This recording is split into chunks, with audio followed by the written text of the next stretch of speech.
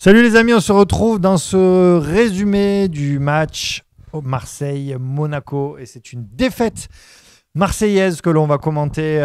Voilà, un match moisi, on va le dire, et puis une victoire de Monaco avec un but gag un peu à la 58e de Gelson Martins. On va rentrer tout de suite dans le vif du sujet. Allez, Amar, Romain, je sens que tu as des choses à dire. Je vais te donner la parole dans pas longtemps. Tu vas exploser. Amar, avant ça, comment est-ce que toi tu analyses cette défaite? C'est de la faute à qui? C'est la faute à Sampaoli? C'est la faute à Milik?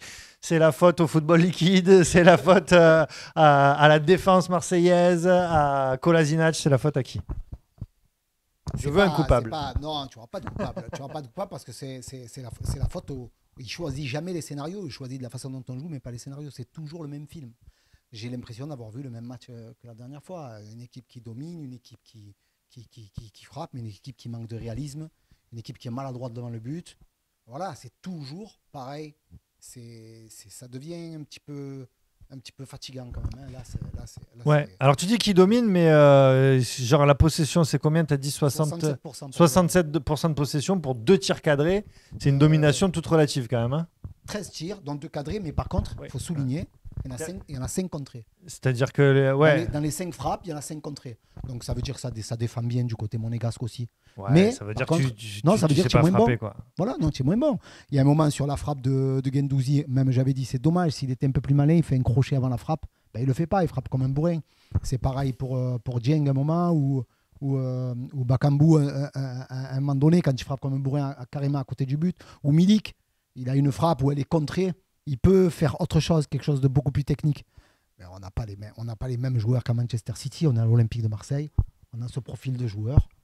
On joue comme ça et c'est difficile de gagner parce qu'on est maladroit. Allez Romain, je vais te donner la parole, je sens que tu as envie d'exploser. À la Mathia, je te le dis, je suis agacé, je suis frustré, je suis énervé, je suis en colère.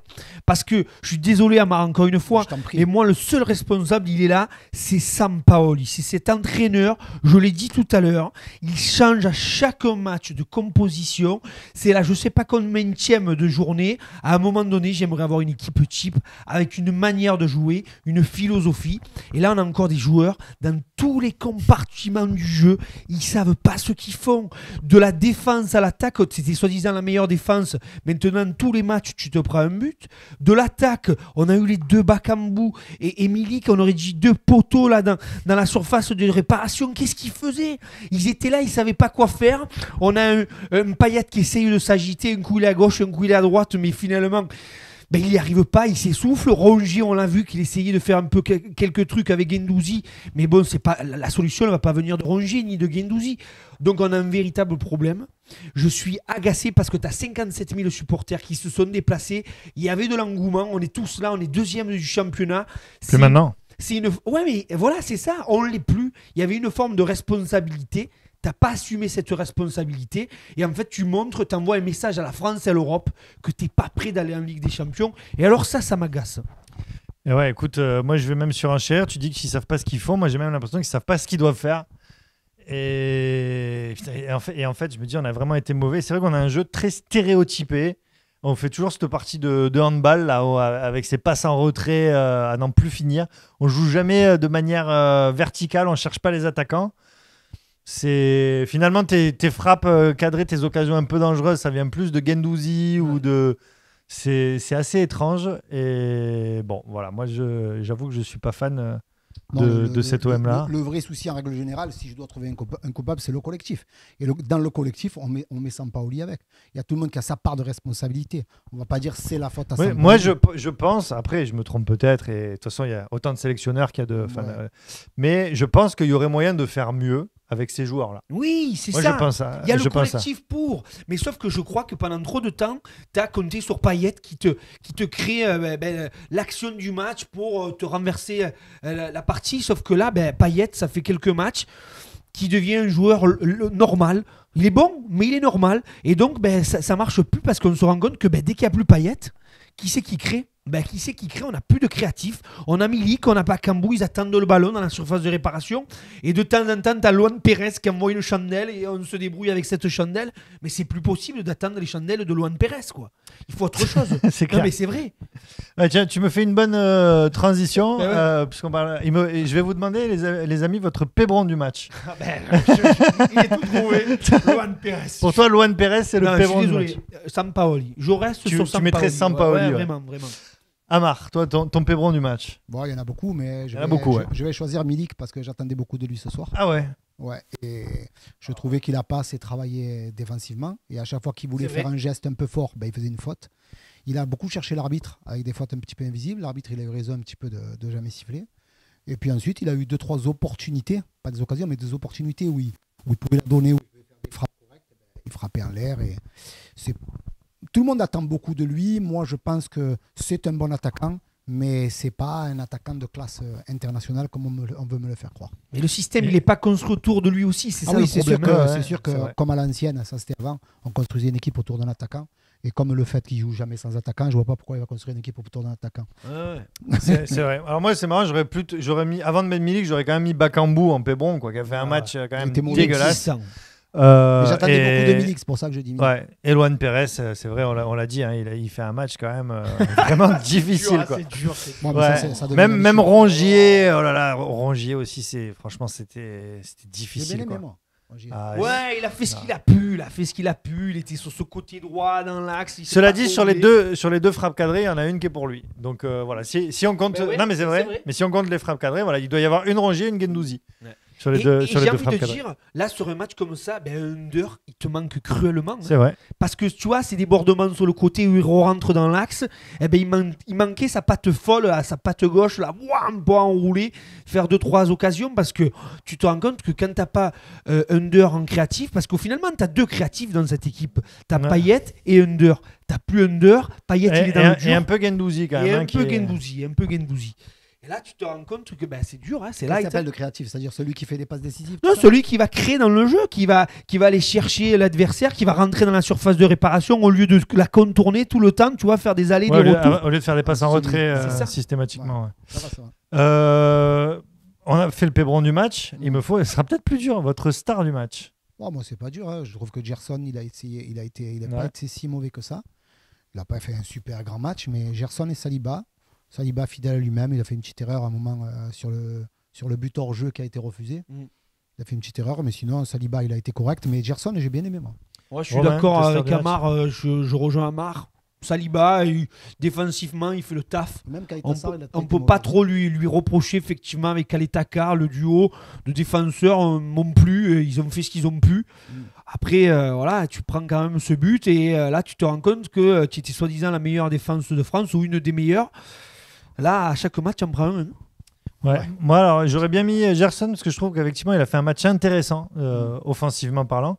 Mais du coup, je vais mettre Camara. Moi, je trouve qu'il a fait.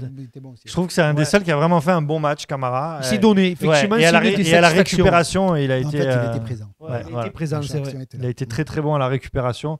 Donc voilà. Alors les amis, maintenant, on va faire. Et c'est là où ça va faire mal. Ça va faire mal. On va faire un tour au classement. Waouh. Et oui, au classement, Paris Saint-Germain reste premier, ça ne change pas malgré leur défaite contre Nice. Nice qui passe devant l'Olympique de Marseille, 2 points d'avance sur l'Olympique de Marseille. Je ne sais pas si tu as le goal average là. Non, tu l'as pas. Si. Différence de but. On a 14 en goal average et Nice, ils ont 17. Mais ça va jouer aussi à la fin. Hein. Voir si c'est bien... Et voilà. Mais est-ce que vous vous souvenez de l'époque où on avait 3 points d'avance sur le deuxième Nice 4 points d'avance, pardon. 4. On avait 4 points d'avance sur Nice. Et bien maintenant, on a 1 point d'avance sur le 4e Rennes. D'accord. Donc, on peut se faire dépasser très facilement par Rennes. Et puis, Strasbourg, ils sont qu'à 3 points. Donc, voilà, on peut encore très facilement dégringoler. Lyon, qui a fait un carton... ils reviennent, ils sont à 41 points, donc finalement à 6 points de nous. Monaco, notre adversaire du soir, est à 41 points aussi, ils sont 8e et 9e. Et tiens, pour voir un petit peu les relégués. Saint-Etienne est sorti de la zone de relégation. Hein. Ils s'en sortent bien hein, depuis l'arrivée de notre ami. Ils ont fait un sale début de saison. Oui, ouais. oui, Ils ont fait un mercato intéressant aussi pour se sauver cet hiver. Service, Et Lorient qui s'est fait cartonner, Metz et Bordeaux. Bordeaux, c'est la chute libre, hein, c'est la Ligue 2 assurée. C'est dommage parce qu'ils allaient un peu mieux là dernièrement. Ils allaient un peu mieux et puis là, ils sont passés au travers sur ce match. J'ai pas compris. Ce sont les relégables. Avant de se quitter, les amis, je vais vous demander une note en aioli pour ce match. Alors c'est sur 5 aioli. Ouais, tu vois, 5 aioli, c'est ça me plaît, ça. Le plus grand match de l'histoire que tu as vu, quoi. Est-ce que un aioli, tu veux une gousse d'ail ou tu veux la tête d'ail? Parce que franchement, j'aimerais qu'on compte en gousse là, parce que il y a pas grand chose. Ça me plaît. Tu peux faire des divisions en gousse. Waouh, moi je mets même pas une tête d'ail là, je mets genre une gousse de la tête d'ail. Voilà. Je mets une petite, d'accord. Voilà, une petite gousse. Amar. Non, je vais mettre 2 aioli, pas plus. Ah, tu mets quand même 2 aioli. Ouais, j'en mets 2. Non, moi je mets 2 parce que c'était quand même un match de haut niveau quand même. Ça restait un match de haut niveau. Oh là là. Franchement, il est généreux. Il est généreux. Non, ils t'ont eu, Monaco, c'est tout. Ils t'ont eu. Non, ils t'ont eu. Et comment ils ont fait? Ils ont regardé les matchs d'avant, quoi. Non, après, tu sais, je reviens au match. Tu as Sampaoli qui disait dans une conférence que j'avais vue, il dit souvent le mot corriger, corriger, corriger et encore corriger. Ben là, j'espère qu'il va corriger, mais un peu plus fort, parce que j'ai l'impression qu'il ne corrige pas. On a toujours la même note.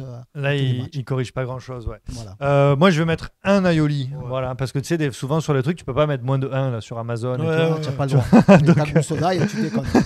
Moi, je suis avec la gousse. Donc, je vais mettre. En tout cas, c'est le plus mauvais match qu'on a vu, c'est quand tu es venu. Quoi. Ouais, mais c'est un truc de malade. Mais c'est un truc de fou. Ouais. Je sais pas, il y a un truc, ce truc. Tu dois avoir un don. Les gars, je vais rester chez moi la prochaine fois que il éteint le téléphone. Il jette le téléphone comme ça par la fenêtre, tu sais. Allez, bisous les amis. Moi, je vous retrouve demain sur Radio Star 19h 20h et pour mon OM à moi avec toute l'équipe. Et puis après, je vous vois plus pendant 2-3 semaines. Voilà, c'est un peu la tristesse. Ça, ouais. Vous allez me manquer mais je reviendrai et je reviendrai encore plus fort. Non, là, je vais me lancer dans un truc qui me dépasse. Dis-leur, tu t'engages. Voilà. Il va en Ukraine. Il y a un truc qui s'est créé. Il va en Ukraine pour les aides humanitaires. Je vais sauver des dauphins. Voilà, sachez-le. Voilà, c'est ça. C'est ce que je vais sauver des dauphins et des petites filles qui sont prises dans la dictature parce que ce monde part en couille.